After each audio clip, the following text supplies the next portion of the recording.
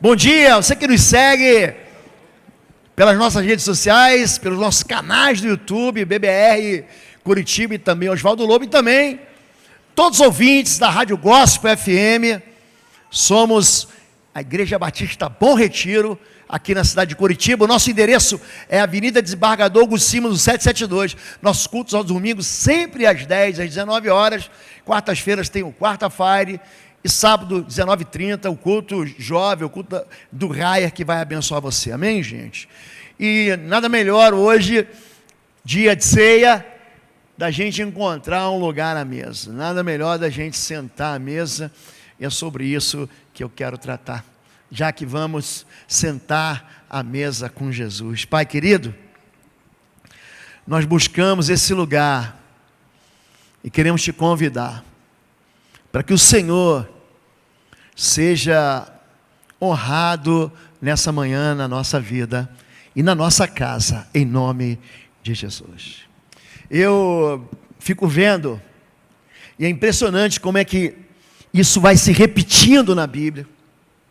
A maneira como as pessoas chamam Jesus para entrar dentro de casa. Jesus, ele sai do templo e ele entra na casa das pessoas. Quando ele ressuscita dos mortos, ele está caminhando num lugar chamado Emaús. É uma estrada. E aí lá, ele fala assim, eu vou embora. Ele, não, fica mais um pouco, entra na nossa casa. Ele se revela, ressurreto. Aí que cai a ficha, e era Jesus que estava com a gente, e a gente nem percebeu. Quando a filha do centurião está doente, vai morrer, na verdade já está morta. E aí, centurião não, do príncipe dos fariseus, chefe da sinagoga, ele vai lá e busca Jesus. Jesus, vem na minha casa, minha filha está morrendo. Alguém no meio do caminho fala assim, não incomode mais o mestre, ela já morreu. Aí Jesus fala, calma que eu estou chegando em casa, segura essa, olha para mim, crê só em mim, crê somente. Ele entra e a filha dele é ressuscitada, e assim como outros personagens, Marta e Maria em Lucas capítulo 10, convidam Jesus para sua casa. Você conhece a história?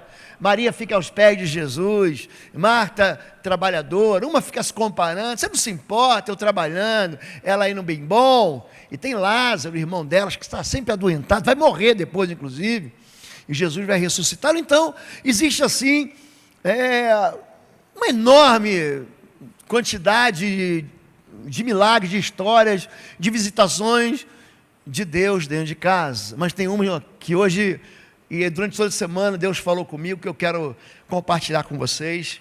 Está lá em Lucas, Evangelho de Lucas, capítulo de número 7. Eu vou pedir para isso. Um dos fariseus convidou Jesus para jantar. Jesus foi à casa dele e tomou lugar à mesa, quando uma mulher daquela cidade, uma pecadora, soube que ele estava jantando ali, trouxe um frasco de alabastro contendo um perfume caro. Em seguida, ajoelhou-se aos pés de Jesus, chorando. As lágrimas caíram sobre os pés dele. E ela os secou com o seu cabelo e continuou a beijá-los e a derramar perfume sobre eles. Quando o fariseu que havia convidado Jesus viu isso, disse consigo, se esse homem fosse profeta, saberia que tipo de mulher está tocando nele. Ela é uma pecadora. Esse é um texto muito interessante. Tem 3 personagens: um fariseu, um anfitrião, uma mulher pecadora, que é uma intrusa na história, que não foi convidada, e Jesus, o convidado. Ela é muito parecida, mas não é a mesma história de Mateus 26, nem de Marcos 14. Nesses 2 textos, Jesus estava em outra cidade, chamada Betânia. É uma cidadezinha, um vilarejo até hoje. Quando você vem, você pode vir por Jericó também, mas você vem do leste para o oeste, chegando em Jerusalém, tem um grande monte que é o Monte das Oliveiras, Jardim do Getsemane, você passa ele, Betânia fica a mais ou menos uns 2 quilômetros, então você vai a pé. Quando a gente sai pela porta de Damasco, para subir no Monte das Oliveiras, no Jardim de Getsemane. Quando você chega lá, você está mais ou menos a 1 quilômetro de Betânia. Então Jesus tinha amigos lá, Marta, Maria. É ali que ele fica, é ali que uma mulher, também pecadora, quebra um vaso de alabastro. Alabastro é um mármore bem fininho, mas bem fininho, e derrama um nardo caríssimo. É ali que Judas resolve trair Jesus. Ele fala: foi um desperdício, podia ter dado isso aos pobres. Mas ele não estava preocupado com os pobres, ele estava preocupado com o bolso dele, porque ele era ladrão. Então são dois episódios diferentes, que as pessoas confundem. Esse aqui ele está em Cafarnaum, provavelmente na cidade de Naim. Jesus está entrando nessa cidade aqui, e tem uma viúva que também está enterrando seu filho. Aí Jesus vem com uma multidão daqui, vem uma multidão chorando de lá, ele vem com uma multidão sorrindo daqui, ele encontra, ele toca no caixão, manda o menino morto ressuscitar, levantar, ele ressuscita, e começa a história, e está lá em Naim. E foi isso, o fariseu que soube disso, isso deve ter causado um alvoroço. O pessoal, cidade pequena, e que horas é o enterro? Não tem mais enterro não. Um profeta aí, Jesus, o pessoal está falando que ele é o Messias, hein? Nós cantamos aqui, Yeshua, o Cristo, Yeshua Hamashia, Jesus o Cristo. Estão falando que ele é aquele que a gente estava esperando, ele está inclusive ressuscitando morto. Antes disso, tem um centurião na cidade. Essa passagem é a mesma de Mateus 8. Quando Jesus está chegando ali, esse centurião manda chamar Jesus, porque ele tem um servo dele que está muito doente. Aí Jesus fala: eu vou lá. Ele fala: não vai não. Eu não sou digno que você entre na minha casa. Então, nós temos em Lucas capítulo 7, duas passagens. Uma, em que tem um homem que ele acha indigno de receber Jesus, e tem um outro que se acha digno de receber Jesus. Um centurião e um fariseu. Nos dois há um grande mover de Deus.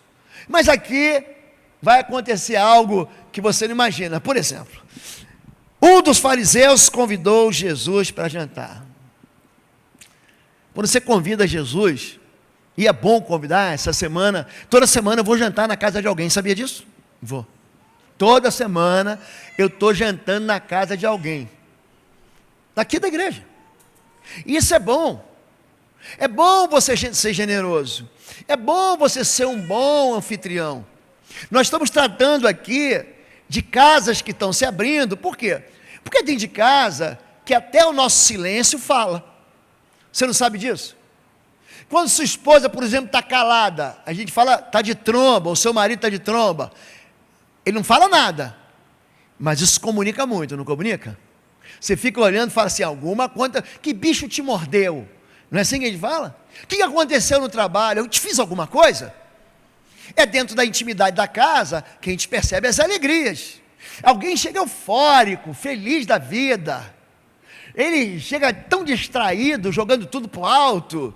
É dentro da intimidade do lar que a gente consegue conferir, a gente consegue interpretar as realidades, mesmo sem a pessoa falar nada. Eu cheguei na igreja, alguém falou assim: você está cansado? Eu falei: não estou nada, estou cansado nada, eu estou feliz da vida. Eu estava pensativo, porque quando eu chego aqui, a mensagem fica dentro de mim, e eu fico que nem aquele menino, aqui dentro de mim, você posta assim, fair play, low profile, e o pastor está tranquilo, nada, dentro de mim está assim: eu sou um cordeirinho, Jesus é meu pastor, eu sou o Senhor bendito, e fica aqui dentro, tá um negócio. E quem está perto de mim no culto aqui sabe disso. Fabíola, se acalma, amor. Eu estou calmo, mas dentro tem um vulcão assim, em erupção, tem um foguete querendo decolar, tem, sabe? É assim que é a minha maneira de ser. E quem anda perto de mim, percebe o que eu estou vivendo, mesmo sem eu falar. Esse anfitrião convida Jesus. A Bíblia fala sobre isso. Quando entrarem numa casa, digam primeiro, eu sempre falo isso, que a paz de Deus esteja nessa casa. Em Marcos 16 ele vai falar mais, ó, diga também: é chegado o reino de Deus. Eu sempre digo: paz seja nessa casa, é chegado o reino de Deus. Se os que vivem ali foram gente de paz, a bênção permanecerá. Você falou paz? Fica na casa. Se não forem, a bênção vai voltar para vocês. Você quer um chocolate? Quero. Toma, coma que é delicioso. Eu não quero chocolate. Então me dá de volta, quem vai comer sou eu. A bênção vai ficar comigo. Entenderam isso? Você não perde nada. E ele continua: permaneçam naquela casa e comam e bebam o que eles derem, pois quem trabalha merece seu salário. Não fiquem mudando de casa em casa. Esse princípio da recepção em casa é um princípio muito, mas muito antigo. Tem gente que, sem saber, hospedou anjos. Lá em Gênesis 19, não se esqueçam de demonstrar hospitalidade, porque alguns, sem saber, hospedaram anjos. Porque, por exemplo, você tem gente do teu lado aí que você conhece. Mas se você olhar mais à tua direita, à tua esquerda, atrás, você fala: será que aquele irmão ali é um anjo? Deixa eu olhar para gente que eu não conheço aqui. Você tem que tomar cuidado com isso, gente. Porque anjo, apesar de ser um ser espiritual, anjo, ele também se mostra como gente. Aconteceu em Gênesis 18 e 19. Abraão não sabia, ele vê 3 chegando, ele nem sabia que eram os anjos que estavam indo para Sodoma e Gomorra. Ele falou: fica aqui. Aí ele chama a esposa dele: prepara aí uma massa, prepara uma pizza, pronto. Tinha queijo coalhado, com massa, com pão, pronto, era a pizza daquele tempo. E ele: senta aqui que eu vou servir vocês.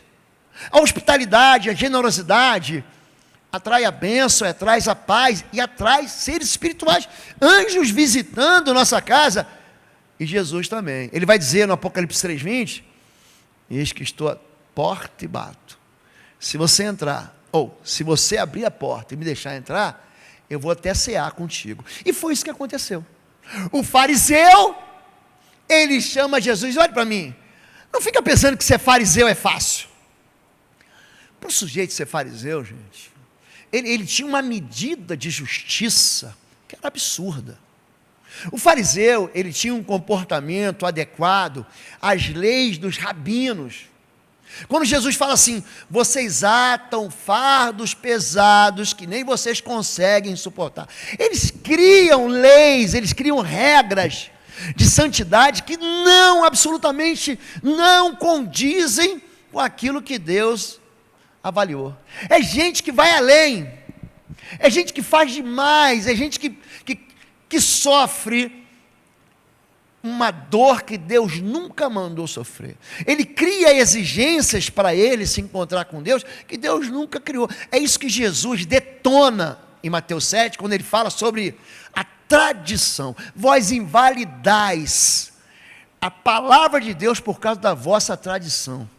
A gente vai em Israel de sexta para sábado, o Shabá deles, o dia do descanso. Gente, eles não fazem nada. Então tem um elevador que você anda, que nem até apertar o botão para chegar no teu andar, no hotel, para eles é pecado. Então, aquele elevador que vai parando, sabe esse ônibus que a gente chama de cata-mendigo, que ele vai parando em tudo que é ponto?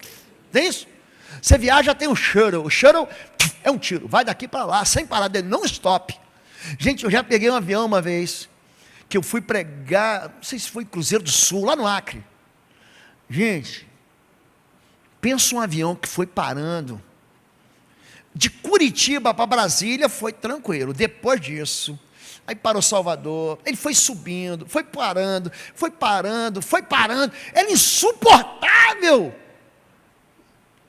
Tem gente, por que eu estou falando isso mesmo? Judeu, aí ele não aperta o botão do elevador. Obrigado, Abdiel. Abdiel, você vai ter que estar sempre aqui. Se o pastor se perder aqui, cavalgando na maionese, com os 4 cavaleiros do Apocalipse, você fala: pastor, volta para a realidade. E aí, eles criam leis e regras, que Jesus fala: vocês coam o mosquito e engolem o camelo. E aqui esse fariseu, ele convida Jesus, porque Jesus, ele quer entrar na tua casa. É isso que ele quer. E Jesus então foi à casa dele, olha, e tomou lugar à mesa. O convidado à mesa. Então a primeira coisa que você tem que entender: se você convidar Jesus, Jesus vem. Se você convidar Jesus para a tua casa, para a tua festa, para comer teu biscoito amanteigado com leite integral, ele vai. Se você convidar ele para comer sucrilhos no café da manhã, ele vai. Se você convidar Jesus para tomar um cafezinho descafeinado, eu não sei por que alguém tomaria um café descafeinado. Eu não entendo. Não, juro. Eu não compreendo isso. E eu falei com a Fabi, ó, já vi o cara falar por causa da pressão alta. Já viu, cara? Já vê muito YouTube. Hoje é informação demais. E tem agora seita. Isso é uma seita. Isso não é de Deus, não. Do povo que toma café sem açúcar. É com açúcar ou sem açúcar? Eu fico olhando para a cara. Não. Porque é o seguinte, se você é gaúcho, porque o gaúcho, ele gosta do quê? Daquele mate, aquela erva amarga do chimarrão, não gosta? Você veio do Rio, tomando Coca-Cola, gelado e doce, aí o cara vem com chimarrão fervendo e sem açúcar. Eu falo, eu preciso ser discipulado nessa área aí. Mas aí, Jesus é convidado para tomar chimarrão na tua casa, para comer um churrasco, para comer pão com manteiga na chapa. Ele é convidado e vai e se senta à mesa. Aí entra um terceiro personagem que não foi convidado, a intrusa. Ela veio lá da Boticário. Ela estava aqui com o Boticário, você sabe que é aqui em Curitiba, né? Ela veio, ela trouxe, ficou sabendo que Jesus estava na tua casa. Quando uma mulher daquela cidade, peraí, eu sublinhei aqui uma pecadora, porque tem gente que gosta de colocar pecado sobre ela. O que você pensa? Ah, pastor, aquela mulher da vida. Não, a Bíblia não diz isso, só diz que ela era desrespeitada e ela era uma figura famosa da cidade. Irmão, não olhe agora, não olhe. Você nem imagina quem entrou. Já aconteceu contigo isso? Aquela mulher que gosta de fazer escândalo, que toma todas, que paga mico, aquela fofoqueira linguaruda da cidade, é uma pecadora. Entrou aqui, mas não olha agora não vai dar bandeira.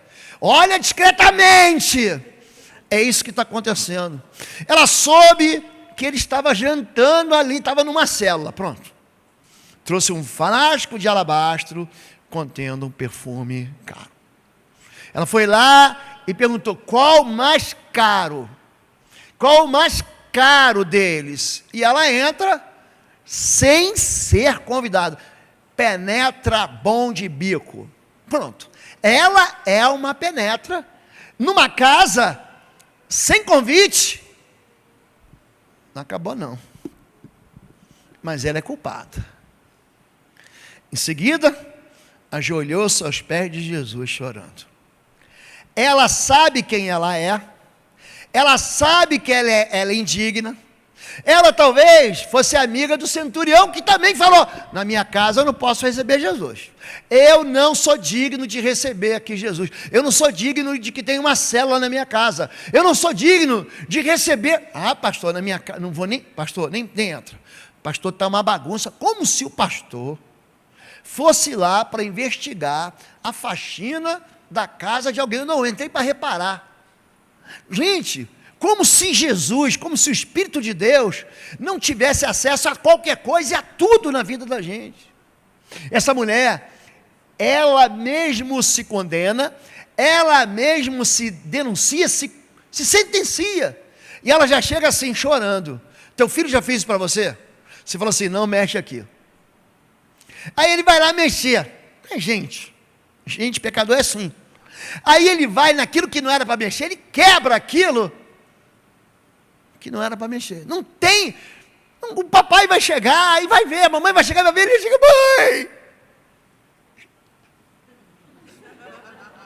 mãe, foi sem querer, me perdoa. Ele nem, você já sabe pelo desespero dela, dessa criança, o que, gente? Que ela é culpada. Tá aí, a moça está chorando. Ela não abre o bico, ela só chora, e aí? Você já recebeu isso? Não troca as mãos, está trocando as mãos pelos pés. Ou está trocando os pés pelas mãos, desculpe. Aqui ela faz o contrário. As lágrimas caíram sobre os pés dele. e ela o secou com o seu cabelo. Eu acho interessante é o seguinte, eles estão deitados, sentados, eles comiam meio que deitados. E essa mulher, ela não tem acesso à cabeça de Jesus, mas tem acesso aos pés de Jesus. Quando eu li esse texto, tem muita gente querendo a mão de Jesus. Ou seja, o que Jesus pode dar para mim. Mas Jesus, o que você pode fazer para mim? Mas tem muito pouca gente querendo saber o que Jesus precisa da gente. É por isso que o texto de 2 Crônicas capítulo 1, quando o rei sonha, e Deus pergunta, o que você quer? Ele fala, eu quero fazer o que você quer, você me deu uma nação enorme, como é que eu vou? Eu preciso de sabedoria, eu não sei nem mexer com isso, papai foi rei, mas e eu? Eu não sei nada. Aí ele, vou te dar sabedoria, ele se torna o mais sábio de todos. Aqui, ela vai dar um banho em Jesus, é um banho de lágrimas, continua a beijá-los e a derramar perfume sobre eles. Eu vou tentar, eu quero que você entenda isso. Na cultura deles, isso é cultura, isso não é pecado. Uma mulher soltar o cabelo, está vendo aqui, você com o cabelo solto, era um escândalo. É a mesma coisa que uma mulher viesse para o culto hoje, pelada, com o seio de fora. Vocês estão entendendo? Se você for na tribo do índio, lá da Amazônia, as índias estão com o seio de fora. É a cultura deles, não é uma cultura de sensualidade, é uma cultura tribal. Lá naquele tempo, soltar o cabelo, enxugar, era um escândalo. E é isso que ela está fazendo. Ela está abrindo a realidade dela, da desonestidade, de ser fofoqueira, ou o pecado pelo qual ela é famosa, é um famoso pecador da cidade. Ela está abrindo e ela está entrando para banhar Jesus de lágrimas e perfume. E aí, eu quero mostrar o lugar onde ele estava. Isso aqui, gente, cultura. Eles estavam mergulhados numa cultura que absorveu muito do que era o romano, e os romanos, o que era dos gregos. Então essa foto aqui eu tirei na cidade de Pompeia. Eu estive lá em Nápoles, há muitos anos atrás, e eu tirei essa foto, ela está sem qualidade, porque naquele tempo a gente não tinha esse negócio. E eu peguei o desenho que é melhor, pronto. Isso aqui é o triclínio. Então são 3 camas, é por isso que quando a Bíblia fala assim, então João, que estava reclinado ao peito de Jesus, você está entendendo como é que ele estava aqui agora? Então, as pessoas que chegavam para servir, não tinham acesso à cabeça das pessoas, mas aos pés. Essa mulher vai chegar, se você pegar aqui, da minha direita para a esquerda, ela chegou, Jesus estava ali, e ela chega o quê? Se derramando em lágrimas ali. Só que aí, ninguém falou nada. Repararam isso? Jesus entrou, Jesus sentou à mesa para jantar, a mulher inoportuna, não convidada, penetra, entra na festa, começa a chorar, não abre o bico, lava os pés de Jesus, coloca perfume nos pés de Jesus. Quando o fariseu que havia convidado Jesus, aí é Lucas 7,39, viu isso, disse consigo, se esse homem fosse profeta, saberia que tipo de mulher está tocando nele. Ela é uma pecadora. Esse fariseu não trouxe Jesus porque ele era Jesus. Ele trouxe Jesus para ser investigado. Ele mesmo abre uma CPI para investigar. Ele mesmo. Ele é o juiz que vai falar o seguinte, espera aí, deixa eu discernir, porque está todo mundo falando que ele ressuscitou. Está todo mundo dizendo que o centurião nem entrou na casa dele e o servo dele foi curado. Eu ouvi boatos aqui que ontem ele veio lá de Gádara, só que antes de chegar tinha uma tempestade, ele disse, cara-te vento, quieta-te mal. Então há uma dúvida na identidade, e ele vai querer o quê?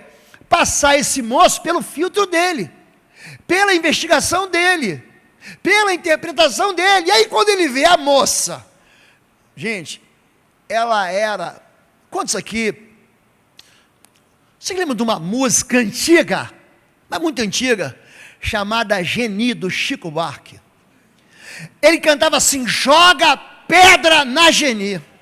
Eu não vou nem falar mais o que jogaram nela, porque você sabe.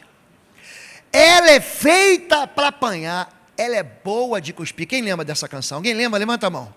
É uma música antiga, os mais velhos conhecem. Esse homem foi um cantor famoso da geração da nossa mãe, dos nossos pais. Na verdade, ele já estava passado, já estava no final de feira, quando eu era garoto, né? E ele cantava uma canção de uma mulher que estava na cidade, que era desprezada. Pronto, é isso. Olhe para mim. Essa desprezada estava sentada do lado de Jesus Cristo. Oh, perdão, aos pés de Jesus Cristo. Vocês estão conseguindo dimensionar aqui. Pensa, a pior pessoa do mundo. Pronto, desfaz a ideia da mulher. Pensa na figura que você não quer ir do teu lado, nem pintado de ouro. Pensa nessa figura. Pode ser uma pessoa da sua família, da sua intimidade, ou uma pessoa proeminente, em qualquer área da nossa vida, do nosso país ou fora do país. Fala, esse cara, eu não quero nem passar perto dele. Pronto, agora vocês estão entendendo o que está acontecendo aqui. Esse homem fala assim: se você andasse, se ele fosse profeta, ele ia saber exatamente quem é essa mulher. Ela é uma pecadora famosa. Todo mundo conhece a história dela. Um profeta saberia. E não poderia trocar em algo tão imundo. Aí vem a questão do sacerdócio deles, que não podia tocar aquilo que era impuro. Então ele julga a si mesmo como puro, a mulher como pecadora e Jesus como falso. Esse não funciona, é falso, falso profeta. Essa não presta, não é que eu sou perfeito, mas eu sou quase perfeito, é isso que ele está dizendo. Eu sou puro.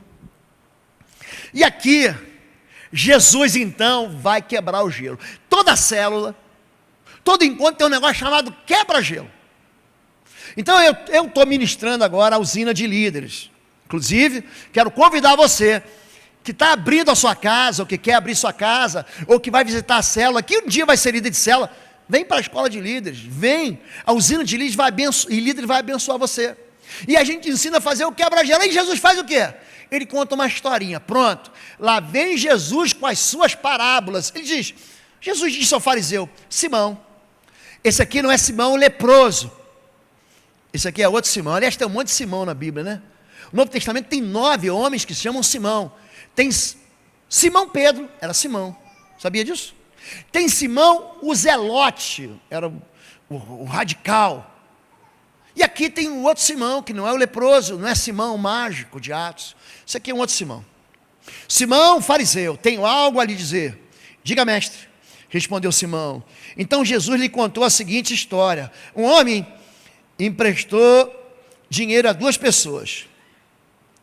500 moedas de prata a uma delas e 50 a outra. Estou te dando 50, eu estou te dando 500. A história é essa.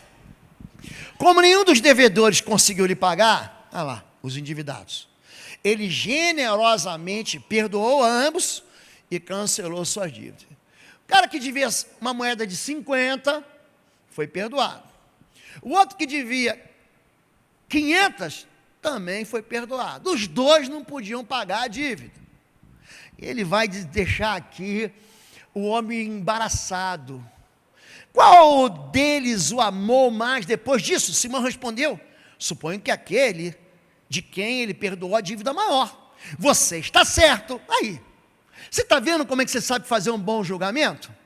Porque quando você entra aqui no culto, em dia de ceia, é normal o filho julgar o pai. Ah lá, meu pai, eu recebo perguntas assim no Instagram. São perguntas que elas têm uma direção.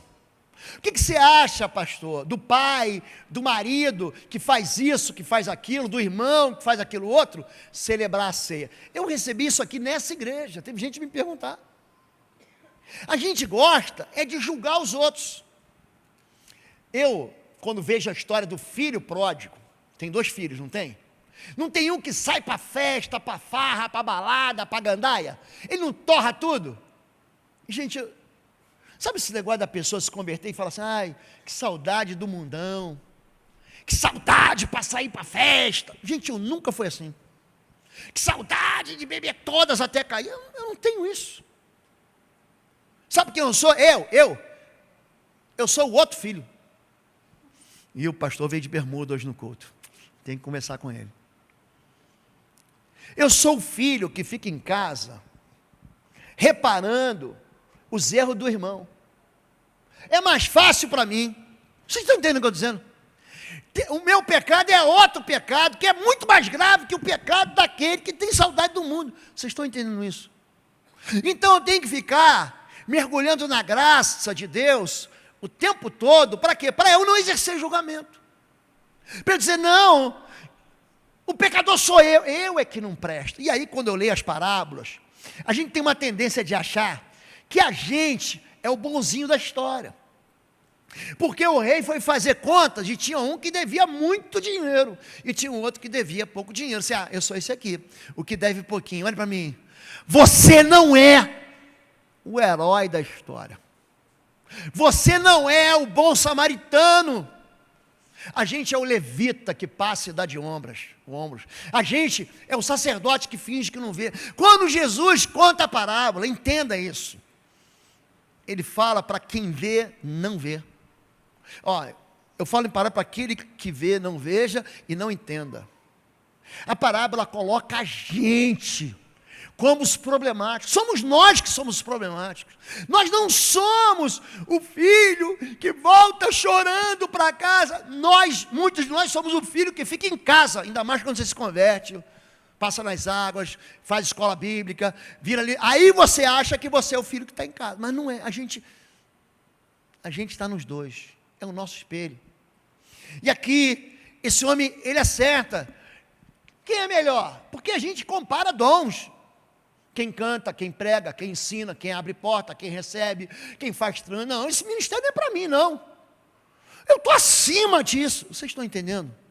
Aqui é uma interpretação. Aí Jesus fala assim, vamos enxergar, vamos olhar as provas de novo. Então voltou-se para a mulher e disse a Simão, veja esta mulher ajoelhada aqui.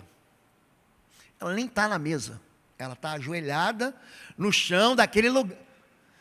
E ele olha e fala o seguinte, veja direito, porque você não está enxergando. Jesus está enxergando. Ele pensa que está enxergando, ele pensa que ela é pecadora, ele pensa que ela é indigna, ele pensa que ela não pode estar à mesa. Ela não é gente que não pode estar na célula. Gente, Jesus aqui vai dar uma chave de braço nele. Jesus aqui vai derrotar o orgulho de quem é fariseu, como nós. Quando entrei em sua casa,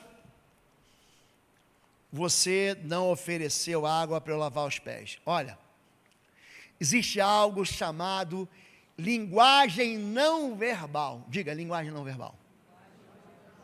Eu nem falo, mas você sabe.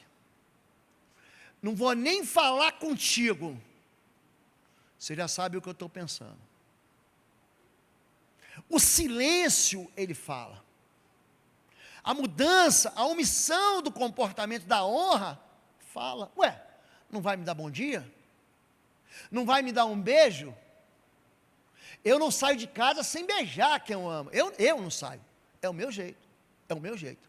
Agora, se eu estou zangado e eu saio de casa sem beijar, esse gesto, ele fala sobre o que eu estou vivendo. Eu não bato porta em casa. Os nossos filhos é que tem esse negócio de pá, pá, é a pressa, eu tenho a vida para ganhar. A gente para, a gente fecha, não é isso? Quando passa a chave, meu filho, volta, passa a chave, deixa o sapato do lado de fora, não tem isso? Aqui os gestos que ele não faz, vai responder quem ele é. Quando entrei na sua casa, você não ofereceu água para lavar os pés, mas ela, que também não falou nada, você não falou nada, ela também não falou nada, mas o que vocês dois fizeram, falaram muito. Ela lavou com suas lágrimas e o secou com os seus cabelos. Você não me cumprimentou com um beijo. Então, o judeu, ele beija na cabeça, ele dá um beijinho assim, ó, na careca da pessoa. o árabe, ele dá 2 beijos, homem com homem, ladinho, tá? Beijinho no rosto, assim, pá, pá. E se você for muito amigo, você ganha 3. No Rio de Janeiro, aqui é 1 beijo só. A gente vem do Rio, tem 2. E tem lugar no Brasil que é 3, que é 1 para casar. 1, 2, 3 para casar. Alguém já viu isso? Isso está dentro da cultura do Brasil. Em algum estado tem isso. Aqui ele não foi saudado. Era um princípio de honra, beijar.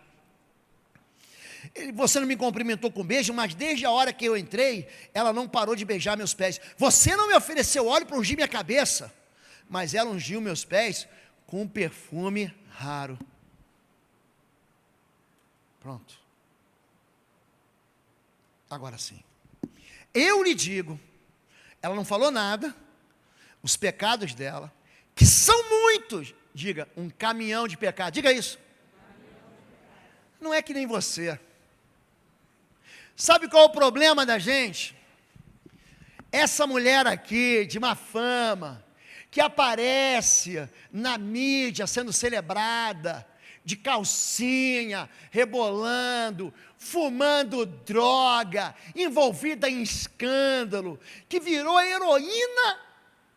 Essa mulher está aqui nessa história. Essa mulher, ela tem um caminhão de dívida. É a pessoa que ele fala assim: você vai ver quando Jesus te pegar, tu vai para o inferno. A gente quer ser juiz. A gente quer se colocar no lugar de Deus. E a gente quer dizer o quê? Fulano não tem salvação. Gente, o julgamento você pode fazer, a condenação só pertence a Deus. Você pode julgar o que é bom, o que é ruim, claro que você vai julgar. Você julga o que você veste, você julga o que você come, você julga o que você lê, o que você vê, o que você vê. Você julga que faculdade você vai fazer, ou que trabalho você vai assumir, ou o que você não vai assumir. Isso é julgamento. O que você não pode é dizer: esse fulano não tem salvação. Eu lhe digo, os pecados dela, que são muitos, foram perdoados. E por isso, ela demonstrou muito amor por mim. Foi isso que aconteceu. Então, ele perde o chão aqui, porque ele é orgulhoso. Lembra que eu falei? Não é que eu sou perfeito. Não é isso. Mas é que eu devo tão pouco. O orgulhoso fala assim: Deus precisa de mim. Já viu? Deus precisa de alguém, gente? Precisa? Não, gente. O orgulhoso diz: não, eu não sou perfeito, mas eu sou quase perfeito, eu nem preciso de perdão. Eu acho interessante, a gente faz apelo aqui na ceia, e tem gente que olha mais para a vida dos outros do que para a sua própria vida. É isso que Jesus está falando. Olha para você, fariseu. Você está trazendo Jesus para dentro de casa, você precisa, e o pecador também precisa. Ninguém pode ficar fora. Ninguém pode ser excluído. Ninguém, por mais diferente que pense de você, eu tenho que ensinar para a igreja que celebração de ceia é para todo mundo. Tem gente que pergunta aos diáconos: mas as crianças vão tomar ceia? Eu pergunto: onde está escrito que é proibido? Aonde está escrito que você não deve ensinar teus filhos? Somos ainda todos católicos romanos, que ainda precisa da bênção do pastor. É isso, gente?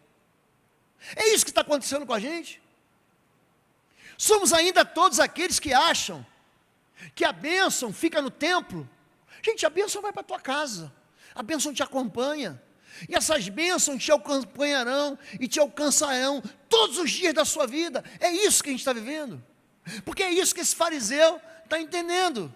Mas a pessoa que em pouco foi perdoado demonstra pouco amor. Ele olha para a vida dele certinha, perfeitinha, ajustadinha. Ele nunca deveu nada para ninguém. Ele nunca teve uma confusão. Ele tem um temperamento, pastor, que ele não arruma confusão, não. E aí você começa a julgar ele. E você começa a dizer que aquele homem ali é melhor do que os outros. Olha para mim.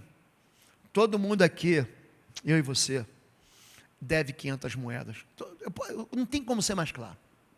Aqui ninguém deve 50. Todo mundo deve 500. Agora vocês entenderam o que Jesus quis dizer? Esse homem fica revoltado. E aí, gente, Jesus libera perdão sobre ela, seus pecados são perdoados. Isso vai trazer paz. mas também traz dúvida. Como que eu sou melhor e vou para o céu? E essa mulher que é pior também vai para o céu. Como que eu sou crente, servo de Deus, e sou perdoado, e esse aqui que acabou de chegar na igreja com a vida toda estrupiada, toda massacrada, ele também, isso não está errado, por quê? Porque a justiça dos homens não é igual à justiça de Deus. O acesso ao céu não tem a ver por nada daquilo que a gente pode provocar, mas tem a ver com o amor de Deus que provoca perdão na nossa vida. Ele vai dizer, os homens que estavam à mesa, tinha mais gente, todo mundo caladinho, diziam entre si, quem é esse que anda por aí perdoando pecados? E Jesus disse à mulher, sua fé salvou, vá em paz. Tem um negócio que dá paz para a gente, sabe o que é? Perdão. Hoje, você está aqui reunido, sabe para quê? Para a gente celebrar a ceia do Senhor. Tem dois tipos de gente que não foram salvas. Olhe para mim. Existem dois tipos de pessoas que ainda não foram salvas. Número 1, a pessoa que pensa que não pode sentar à mesa. É você que aprendeu uma bobagem aí fora. Sabe o que você está dizendo? Eu não posso celebrar a ceia porque eu pequei. Isso é mentira. Em nenhum momento a Bíblia diz isso. A Bíblia não diz para você não tomar a ceia. Cada um, pois, examine-se a si mesmo. Então tome. A ceia é o lugar do pecador. A ceia, gente, é o lugar de quem deve quinhentão. Se você entendeu isso, levanta a mão e dá um amém, pelo amor de Deus. A ceia não é para os maravilhosos, para os extraordinários, para os especiais, para os brilhantes. A ceia é para todos. A mulher de má fama também tem lugar na ceia. Você pode ter feito e ter carregado um apelido horroroso que te deram por causa de um defeito seu. É uma identidade errada. Quando Jesus, ele entra na tua vida, ele restaura a tua identidade. Você compreende isso? Existe a pessoa que não é salva por quê? Porque ela pensa que aquilo que ela fez não tem perdão. Eu acho assim, as pessoas me perguntam assim, pastor, será que eu pequei contra o Espírito Santo? Vou dizer para vocês aqui agora, todos vocês, se você está aqui hoje, você não pecou contra o Espírito Santo. É tão difícil de você compreender isso. Se você está aqui, se você tivesse pecado contra o Espírito Santo, você não estaria aqui de jeito nenhum, nem amarrado, você estava aqui. Todo pecado e blasfêmia serão perdoados, querido. O perdão está à disposição de você. Deus dá para todo mundo que quer. Tua dívida está perdoada. Não, eu vou pagar. Então tu vai ficar devendo. Quando alguém quiser te dar, está perdoado. Não, eu vou pagar. O orgulhoso fala, não, eu vou pagar. Imagina, você vem na minha casa, é como se eu te convido para a minha casa, e aí, Fabíola prepara aquele estrogonofe delicioso, com aquela batata palha. Olha, vou falar aqui que nem um pentecostal. Aleluias! Aquela batata palha, extra fina. Aí quando termina, você fala assim, pastorzão, qual é teu pix que eu vou pagar? Eu falei, que é isso? Que indelicadeza, olha para mim. Os teus muitos pecados, o quinhentão que você deve, foi perdoado. Você está entendendo? Dois tipos de pessoas, é quem acha que deve quinhentão, não vai pagar nunca, e aquele que acha que só deve cinquentão. Porque tem gente aqui que acha, não pastor, eu não sou que nem essa mulher pecadora não. Quando eu chegar no céu, Jesus vai até bater palma para mim e vai assim, você é o cara. Tudo mentira, gente. Tudo mentira. Sem arrogância agora. Todos nós temos que estar à mesa. Fique em pé em nome de Jesus. Hoje é dia de celebração da ceia do Senhor. Feche teus olhos agora. Vamos orar. Quanto que você deve para Deus aí? Você está sentado? Hoje é dia de sentar à mesa. Tem um lugar à mesa para você aqui. Os diáconos já entregaram para vocês a ceia do Senhor? Todo mundo recebeu ceia? Tem alguém sem ceia aí? Levanta a mão, sem ceia. Ó, tem um irmão sem ceia ali no fundo. Tem mais alguém? Mais alguém? Levanta a mão quem está sem ceia. Hoje é dia da hoje é dia da mentira, da acusação que está sobre você cair. Tem mais uma irmã ali sem ceia, por favor, ajuda. Se teu filho comeu a ceia, meu neto também come a minha ceia, tá bom? Não tem problema não. Levanta a mão, não precisa ficar com vergonha, acontece. Tá bom? Isso. Quanto você deve? E aí, quanto é que você deve para Deus? Quanto você deve para Deus? Você deve pouco ou deve muito? Teu lugar é na mesa. Devedor tem que estar na mesa. Tá bom, gente? Agora não fica reparando quem deve mais do que você. Não fica olhando para o teu marido dizendo, ah, pastor, você não conhece essa peste. Não fica olhando para o teu pai e falar, pastor, se tu for lá em casa, quem te conhece não te compra.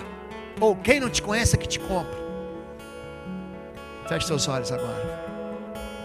Você pode fazer uma oração comigo? Se eu falar assim, você repete comigo? Diga assim, Senhor Jesus, eu quero te convidar para sentar à mesa comigo. E eu quero declarar o meu amor por ti. Eu não sou digno de sentar à mesa, mas eu tenho um lugar especial, que não é no chão, mas é ao seu lado. Esse lugar foi comprado pelo Senhor. O Senhor pagou caro. O Senhor pagou a morte da cruz para me dar um assento do seu lado. E é com alegria que eu me assento à mesa. E eu paro de olhar para aqueles que devem mais do que eu. Porque na verdade eu devo muito mais. Tira dos meus olhos o desejo de ser juiz, o desejo de condenar.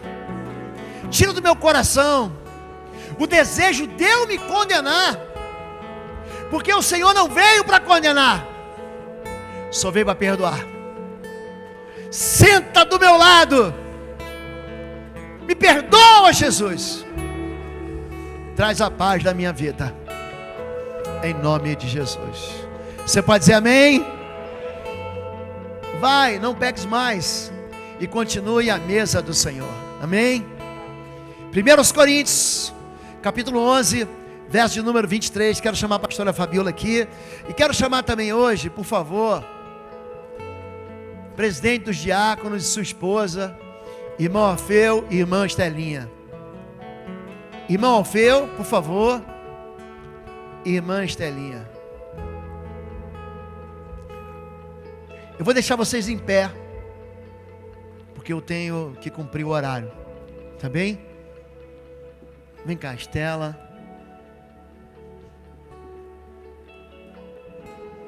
Vem cá, minha irmã. Vem cá, Alfeu.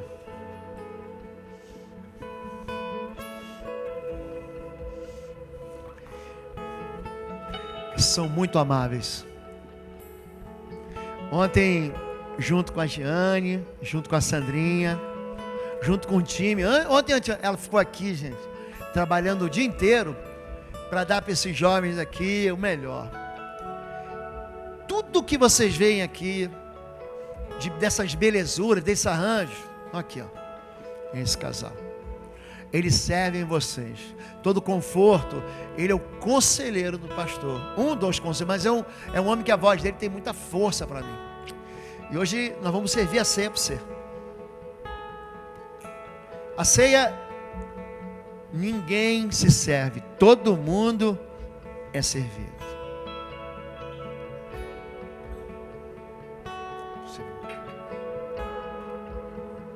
Vocês receberam a ceia? Eu vou receber a ceia? Amém. 1 Coríntios, capítulo 11. Vamos dar um passo à frente? Vamos dar? Vem cá, Estelinha.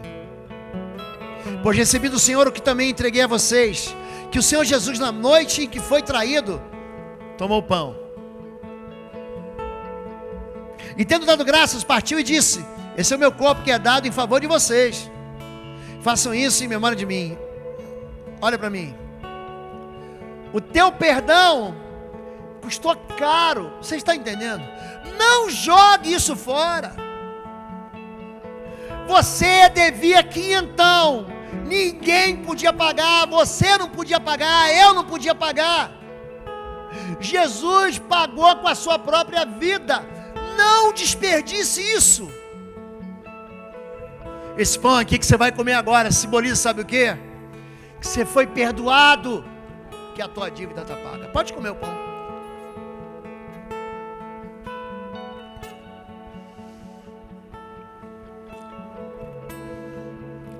E tendo dado graças, verso 25.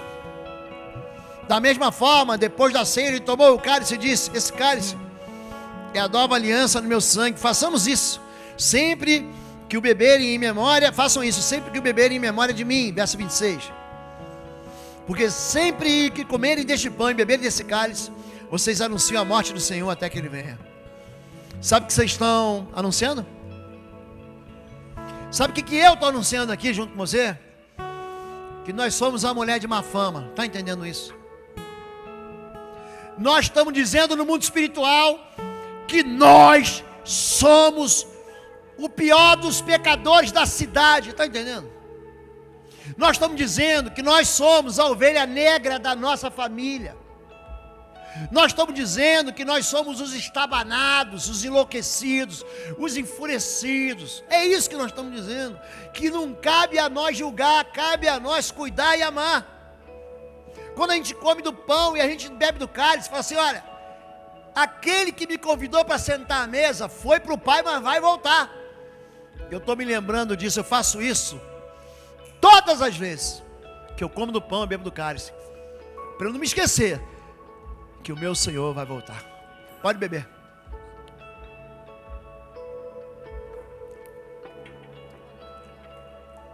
Vamos orar.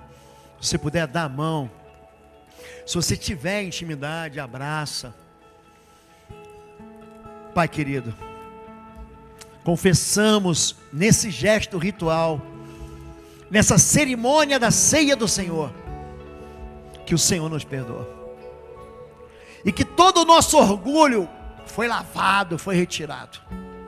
Nós confessamos essa manhã, Pai, que o perdão atingiu todos, que não há melhores nem piores. Nós todos estamos dentro de um saco só, de um bolo só. Fazemos parte daqueles que devem ao Senhor, mas tivemos as nossas dívidas perdoadas e canceladas. E é por isso que o choro, o lugar que era debaixo da mesa hoje, é ao lado do Senhor. Te damos, Pai, eu te dou graças, porque o Senhor abriu mão do seu filho. O Senhor foi capaz, Senhor, de abrir a mão do seu filho, para que pecadores como eu e teu povo fosse trazido de volta. Nós te engrandecemos por isso e te louvamos em nome de Jesus. Amém, queridos? Você pode dar uma salva de palmas para Jesus?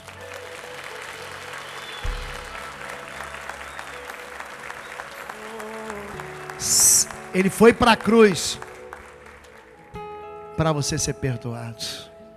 Quero fazer um convite para vocês. Fica aqui. Visite uma célula. Se você abrir o aplicativo na sua casa, aqui não. Se você abrir aqui, você vai para a célula do Luizinho, da Fernandinha. É a mais perto aqui. Você vai para a célula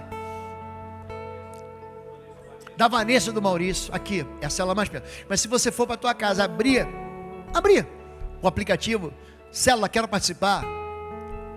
Você vai entrar numa casa e Jesus já vai estar sentado lá.